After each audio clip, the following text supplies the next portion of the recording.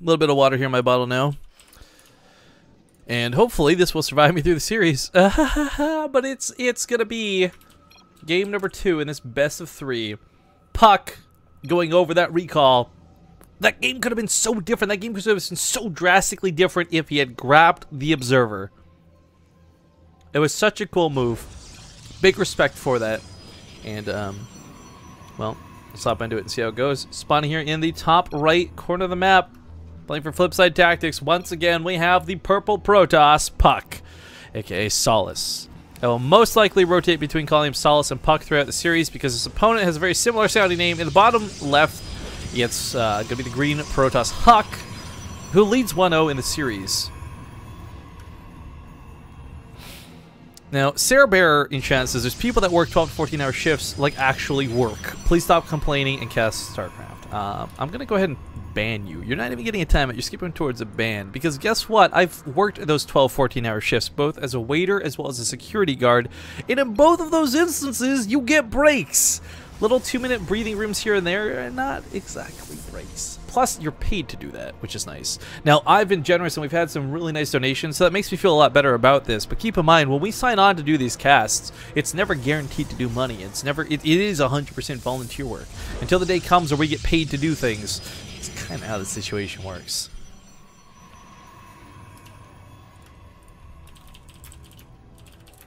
So I have to let the mods know we banned as well, because it's not a timeout.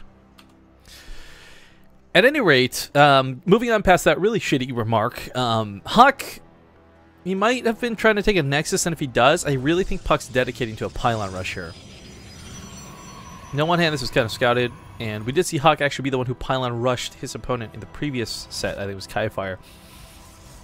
But with a full wall off is why I think that this is going to be the case. So the Mothership Core is going to get chronoed out. It's going to come across the map. Actually, not get chronoed out. He's going to put on the Warp Tech. The probe is still lingering, but I'm waiting to see if that will actually be the dedication for tonight. It does look like he's trending around home for this, and that's fine.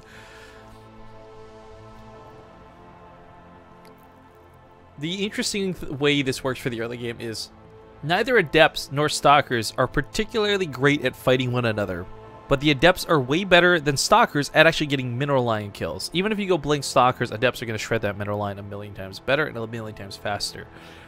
One thing that is interesting, though, is this whole series, this whole PvP set that we've seen today and in show matches, we haven't seen anybody actually go for Resonating Glaives. Adepts never really being the focus of the army in the mid-game, so maybe that changes up, I don't know.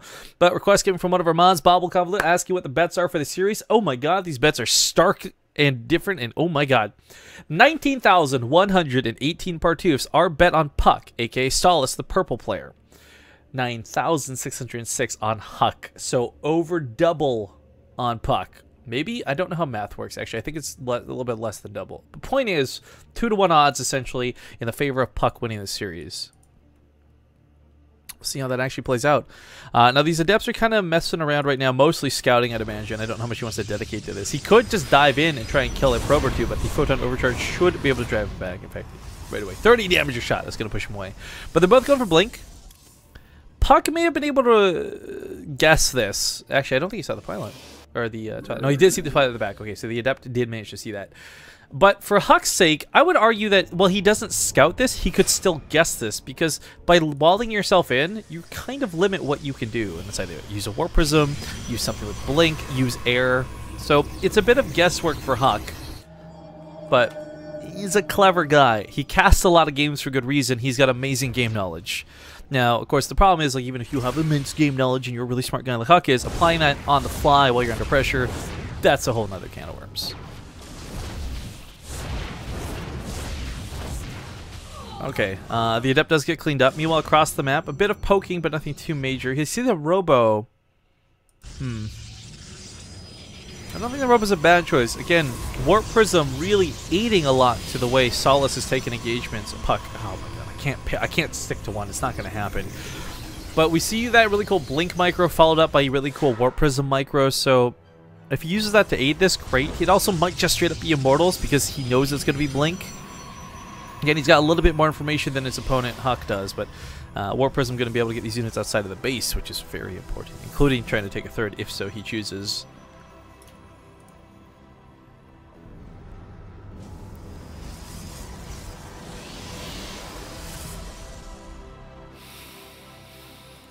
HuK has kind of stocked up on the top of the ramp. The hold position is great. It postures well at the top of the ramp and will anticipate Dark Templar.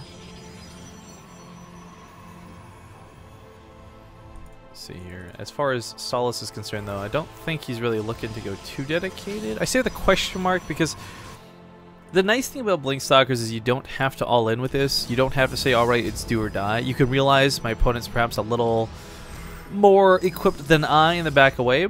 But this is interesting. It's going to go through the middle of the map. Huh. Meanwhile, looks like one Adept manages to squeeze through. I guess the pylon was killed so he could get out of the base of the Stalkers. A little bit annoying to deal with, but nothing he can't manage. I think this can be a good assessment for puCK, though, because this will determine whether he wants to stick to this and continue dedicating or move towards a potential third. But even with the force field potentially going down here, he can, of course, blink away to disengage. Both players snipe and observers right now. Vision being critical here in the engagements. But going for the actual fight with the Stalkers, Stalker numbers are going to be 16-9. puCK with a very large advantage in this regard, but not willing to dedicate. He doesn't know what stands behind this. There could be 3 Immortals. There could be a Disruptor. He has no idea. It is going to be a Disruptor, and that's going to be very dangerous to blink around and dance around. Cappuccino, brand new sub to the stream, gets a quick shout out from Rifkin before the action begins. Make sure to taste your clap him in chat. Thank you, Cappuccino, for that sub.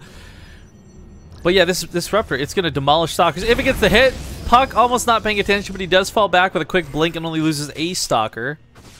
Numbers game still going to go very much so in the favor of our purple Protoss. See if Control can match that. And again, the blink is aided by the Warp Prism should he need it, should he be able to use it. He did slap down to third while this was going on, though, so it's not just that he was going for an attack.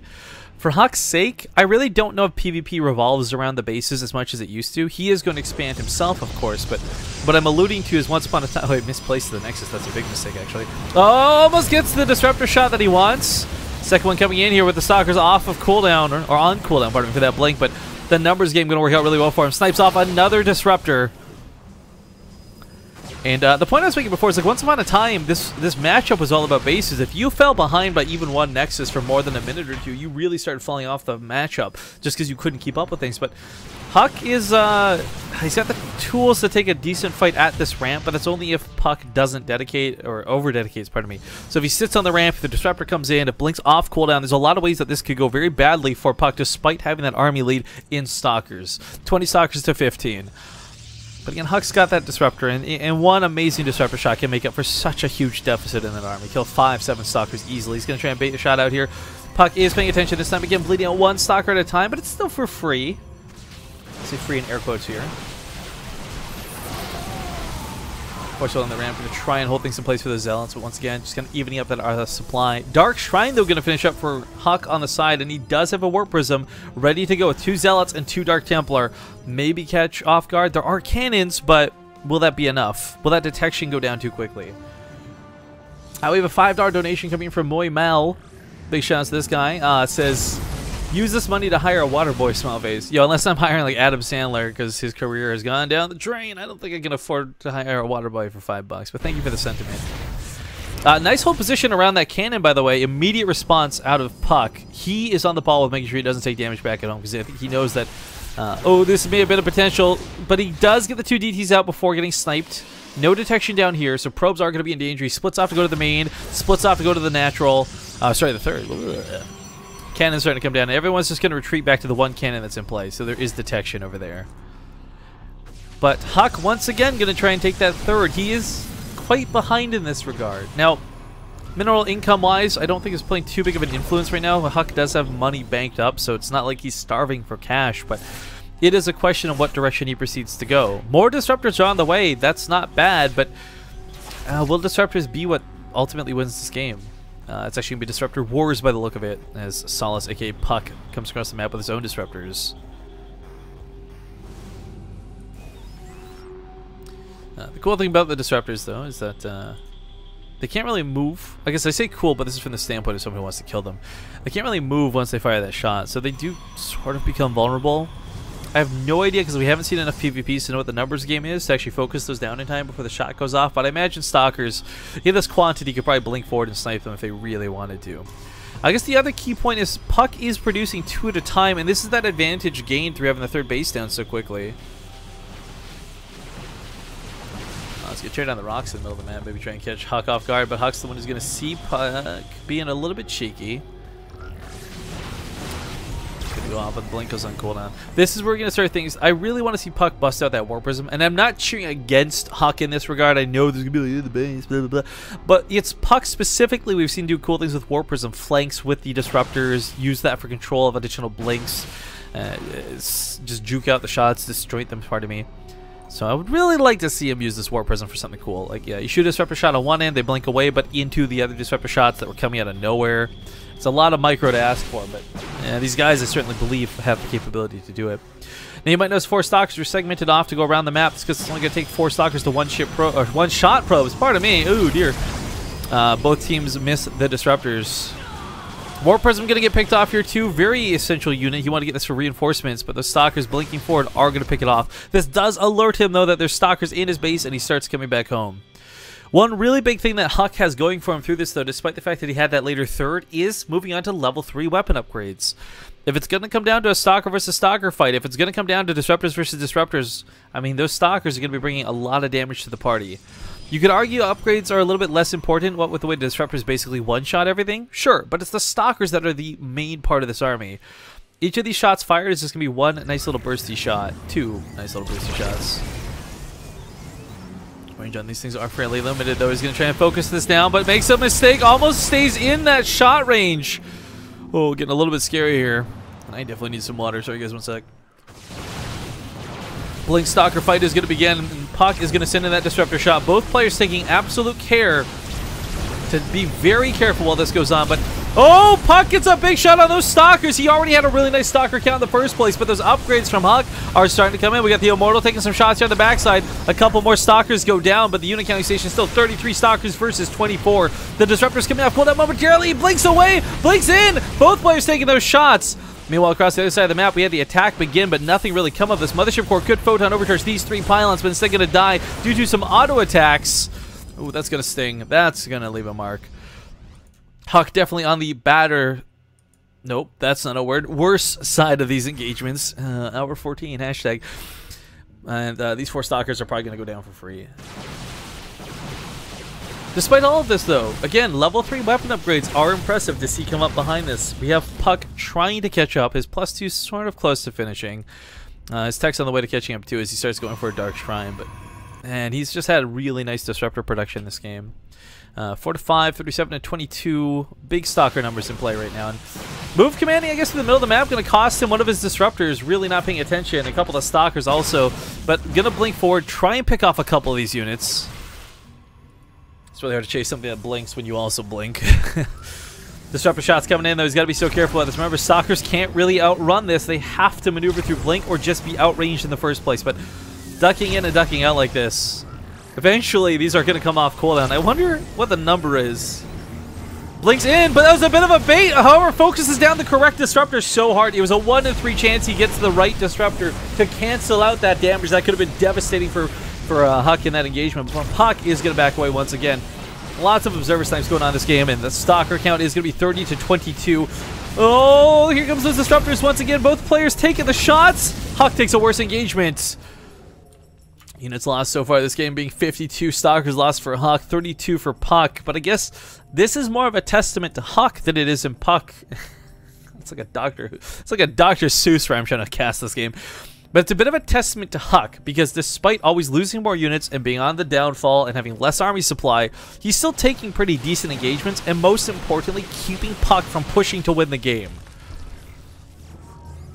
But I gotta tell you guys, like, nothing is more butt-clenching than watching like 5 different Disruptors go off. I don't even know how these guys are controlling it. I really have no clue. It's gotta be like Archon mode. They're cheating. It's the only solution I have. A couple Stalkers gonna blink off to the side, but this cannon's here to defend. There's gonna be puCK's own Stalkers to intercept. He's gonna try and get around the armies. Oh no! Soaking that hit in the heart of those Stalkers. Both players a little bit out of position for this. Neither player really want to take an engagement due to the Disruptor fire. Just feels like an endless supply of Disruptors on both ends of this equation. But I guess at the end of the day, HuK knows he's down in supply. His upgrades are looking better, though. 3-1 versus 2-0. puCK will finish up with his own +3 weapons and none too much time. And I guess the advantage HuK has is temporary. I mean, it's not going to last forever. He's going to have better units than this. But blinks forward into Disruptors, focuses them both down just barely before those shots detonate. And that's going to cost puCK both of his Disruptors there. Nothing quite going to be able to retreat back, but we got the shots getting fired. More Stalkers going down. Hardly devastating shots, but still free. Not free, that's the wrong word, but pretty big damage going off. Without too severe of repercussion. There we go. That's how I'll phrase that. Stalker count coming to this, though, is going to be 39 over 24. Everyone blinks away, and all that's left is an awkward Disruptor shot. It's so hard because I guess you can't blink the same way you normally would. This has to be off cooldown to dodge those Disruptors. And once again, chasing a Protoss army is really difficult nowadays, no matter what race you are. Zerg can't split that easily off of creep. Terran, even with Stim, can't quite outrun those numbers. Those Disruptors, just still kind of messy.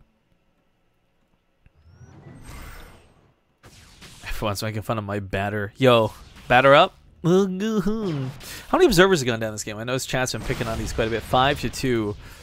puCK losing quite a few observers over the course of this game. Does start sneaking in some DTs, though. You might just go blitz on this base. There's really not a lot to defend if HuK's army's out here fighting. And keep in mind, it can't necessarily win versus puCK. There's going to be a large amount of control that comes into this. But defensive wall of Zealots warped in. That's cool to see. DTs are just going to back away from this. But there are observers with the army, so they're going to walk into the Stalkers and sadly go down. Nice attempt at some dedication. The Warp Prism is not... Ooh, and that's actually going to escape. Ooh. Some confusion in chat. People are talking about whether Disruptors are friendly fire or not. I do want to set the record straight. Disruptors absolutely friendly fire. We watched somebody kill like 20 of his own probes this morning when he was fighting against Penguin in the early parts of the America qualifiers. So absolutely confirmed Disruptors friendly fire. But he's just going to go to the main with this. Use the Disruptors to zone out as he goes towards that main. There's no recalling out of this, mind you guys. He's going to use this ramp to his advantage. And with this, puCK's going to get on top of production. This is where it's going to start hurting HuK. Oh, he's going to take 2 Disruptors to the face with that Disruptor shot. A friendly fire kills another one by the looks of it. I wasn't quite sure what goes on over there, but still, both players trying so desperately to get up to this base, and puCK has absolute control right now. Each of these Disruptor shots zones out and most importantly buys time. It's better than sentries. It's like a mini nuke. You don't want to push through this. So as puCK starts tearing through production, his own production remains unhindered back at home. No matter what he loses on this side of the map, he'll trade out well with it. And most importantly, having killed things like the Robo are going to really cut into HuK's production of his own Disruptors, which have, as we've seen, been kind of the linchpins to a lot of these army fights. I'll give it this much. It's better than Corruptor. Oh, no. The Disruptors take out the other Disruptors, and now HuK's left Disruptor-less. Little amounts of Blink Stalkers on the ground. GG's going to get called, and Solace will tie up the series 1-1 and give us an ace match here in the final qualifying series. Fuck. I mean, great game. That was a fantastic game. But goddamn it, guys. I can't do this. I can't.